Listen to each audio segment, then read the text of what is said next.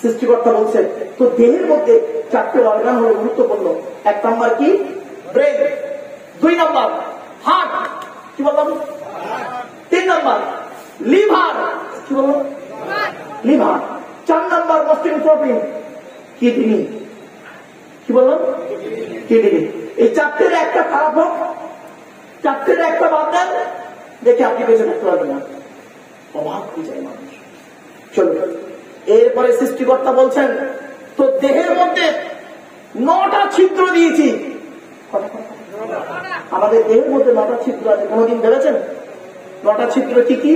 2 নাক, 2 কান, 2 চোখ, 6টা, 1টা গাল, 7টা, সামনে পেছনে, এই 9টা ছিদ্র। এই 9টা ছিদ্রে যে কোনো একটা ছিদ্র দিয়ে আমি সৃষ্টিকর্তা তোর আত্মাটাকে বের করে দিই। আচ্ছা বাবু, আমি, আপনারা জানেন হয়তো, আমার গাড়ির সামনে একটা বোর্ড লাগানো আছে, দেখবেন বিশ্ব মানবাধিকার পরিষদ, ওয়ার্ল্ড হিউম্যান রাইটস কাউন্সিলের আমি একজন ন্যাশনাল প্রেসিডেন্ট দিল্লিতে। এবং শুধু তাই নয়, ফরেন্সিক ইনভেস্টিগেটিভ কুইটের সঙ্গে আমি জড়িত। একটা কথা আপনাদের বলছি, আপনারা কোনোদিন কোনো মানুষকে মরতে দেখেছেন? মরে গেছে দেখেছেন, মরার আগে দেখেছেন, লোকটা মরে যাচ্ছে দেখেছেন, ডাক্তার ভাইরা ভালো দেখেছেন। যাই হোক, শুনে নিন, মানুষ যখন মারা যায় দেখবেন কত মানুষ মারা গেছে পেশাব পায়খানা খেয়ে ফেলেছে, ঠিক না বেশি? কত মানুষ মারা গেছে দেখবেন গালটা হা করে আছে, ঠিক না বেশি? কত মানুষ মারা গেছে দেখবেন চোখটা বড় হয়ে আছে, চোখটা চেয়ে আছে। আবার কত মানুষ মারা গেছে দেখবেন হাতটা বেঁকে আছে, হাতটা খিঁচে আছে। আবার কত মানুষ মারা গেছে দেখবেন দেখলে মনে হবে লোকটা ঘুমিয়ে আছে, দেখলে মনে হবে না মানুষটা মারা গেছে।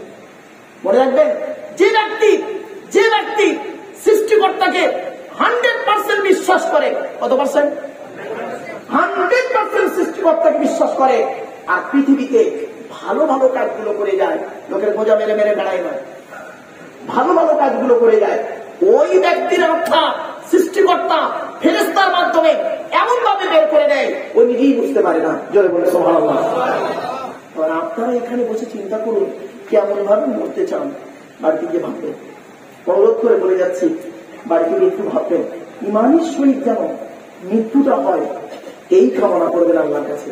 এই জন্য আপনাদেরকে আমি অনুরোধ করে বলে যাচ্ছি। চল, এরপরে সৃষ্টিকর্তা বলছেন তো দেহের মধ্যে 3টে জিনিস আলাদা। কটা? আচ্ছা, এখানে আপনারা যারা বসে আছেন, দাঁড়িয়ে আছেন, কম বেশি আপনারা পুরুষ তো? আরে ভাই বলুন না, পুরুষ। আর আমি কি পুরুষ তো নাকি হিজড়ে? না, হিজড়ে আমার ছেলে মেয়ে আছে, চিন্তা নেই, আমি পুরুষ।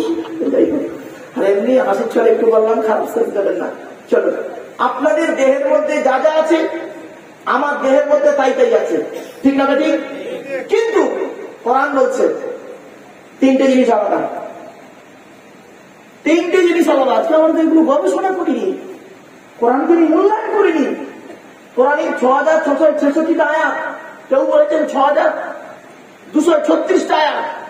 এই 6000-এর বেশি আয়াত অবতীর্ণ হয়েছে 12,000 জায়গায়। জোরে বলুন সুবহানাল্লাহ। কথা আয়াত আমরা জানি। এই জন্য আপনাদেরকে অনুরোধ করে বলে যাচ্ছি, একটু শুনে যান আর বাড়ি থেকে একটু চিন্তা ভাবনা করুন। 3টে জিনিস আলাদা কি কি? 1 নাম্বার ব্লাড গ্রুপ আলাদা। কি বললাম? এখানে যত মানুষ বসে আছেন বেশিরভাগ মানুষ, আমার ধারণা ঠিক হতে পারে, ভুল হতে পারে, বেশিরভাগ মানুষ তার নিজের ব্লাড গ্রুপটাও নিজে জানে না, ঠিক আছে? ও নিজের ব্লাড গ্রুপটাই জানে না। এরা আবার হিন্দু মুসলিম মারামারি করে, ছি ছি ছি ছি ছি, খবরদার নয়। সৃষ্টিকর্তার আরাধনা উপাসনার পদ্ধতিটা আমাদের আলাদা হতে পারে। মানুষ হিসেবে এই প্রত্যেকেই আমরা হলাম আদমের সন্তান, ঠিক না ঠিক? মনে রাখবেন, হে হিন্দু, তুমি মন্দিরে গিয়ে যাকে ঈশ্বর বা ভগবান বলে ডাকো তাকে জীবনে মন্দিরে পাবে না। হে খ্রিস্টান, গির্জায় গিয়ে যাকে গড বলে ডাকো তাকে জীবনে গির্জায় পাবে না। হে মুসলমান, গালে দাড়ি মাথায় টুপি দিয়ে যাকে মসজিদে আল্লাহ আল্লাহ বলে ডাকো ও আল্লাহকে মসজিদে পাবে তো? চলুন, এই 3 ধর্মের মানুষ আমরা সৃষ্টিকর্তা আল্লাহকে একটু খুঁজতে বেরোই। সৃষ্টিকর্তা নিজেই বলছেন, আল্লাহ কোরআনে নিজেই বলে দিয়েছেন, আমাকে খুঁজতে যেতে হবে না, আমাকে তোদের খুঁজতে হবে না। আমি কোথায় আছি জানিস? এই কোরআনে আছি। কোরআন জানি দিচ্ছি, ওয়ালাকাদ খালাকনাল ইনসানা ওয়া না'লামু মা তুওয়াসবিসু বিহি নাফসুহু ওয়া নাহনু আक़রাবু ইলাইহি মিন হাবলিল ওয়ারিদ। 26 নম্বর পারার 18 নম্বর পৃষ্ঠার প্রথম নম্বর লাইন, সূরার নাম সূরা কাফের মধ্যে আল্লাহ বলে দিলেন, হে মানব জাতি। কি বললো? আচ্ছা, এখানে কি বলেছে? মুসলিম বা হিন্দু? হে মানব জাতি, তোদের আমি সৃষ্টি করেছি, তোদের মনের মধ্যে ভালো মন্দ যা কিছু আছে সব আমি সৃষ্টিকর্তা আল্লাহ জানি। বান্দা কোনদিন ভাববি না আমি সৃষ্টিকর্তা অনেক দূরে। না না না, আমি আল্লাহ তোর ঘাড়ের শিরার নিকটবর্তী। একবার অন্তরের অন্তঃস্থল থেকে আমাকে আল্লাহ বলে ডাকবে, ওয়াকালা রাব্বুকুম উদউনি আস্তাজিব লাকুম। 24 নম্বর পারা 13 নম্বর বিষয় 2 নম্বর লাইন, সূরার নাম সূরা মুমিনুন। কোরআন বলছে, একবার তুই অন্তরের অন্তঃস্থল থেকে আমাকে আল্লাহ বলে ডাকবে, আমি আল্লাহ তোর ডাকে সাড়া দেব। কোথায় স্বর্গ, কোথায় নরক? কেবল এটা বহুদূর। মানুষের মাঝে স্বর্গ নরক, মানুষকে সরাসরি। আগে মাইন্ডটাকে ঠিক করুন। আমি বলেছিলাম আগে নিজেকে চিনতে শিখি চলুন, তারপর ধর্ম নিয়ে মারামারি করবো চলুন। তাহলে হিন্দু মুসলিম মারামারি করেন কেন? মনে রাখবেন হিন্দুদের রক্তের ভিতরে মুসলমানদের রক্ত আছে, আর মুসলমানদের রক্তের ভিতরে হিন্দুদের রক্ত আছে। প্রমাণটা দিয়ে দিই। আপনাদের এলাকায় ব্লাড ডোনেশন ক্যাম্প হয়? ভাই বলুন না, রক্তদান শিবির। আচ্ছা, ব্লাড যখন নেওয়া হয় তখন বলা হয় নাকি, এই ও হিন্দু ও রক্ত আলাদা কর, ও মুসলিম ও রক্ত আলাদা কর, বলে নাকি? আরে ব্লাডের মধ্যে কাস্টের কোনো ডিভাইডেড থাকে না, ব্লাডের মধ্যে কালারের কোনো ডিভাইডেড থাকে না, ব্লাডের মধ্যে জেন্ডারের কোনো ডিভাইডেড থাকে না, ব্লাডের মধ্যে গ্রুপের ডিভাইডেড করা হয়।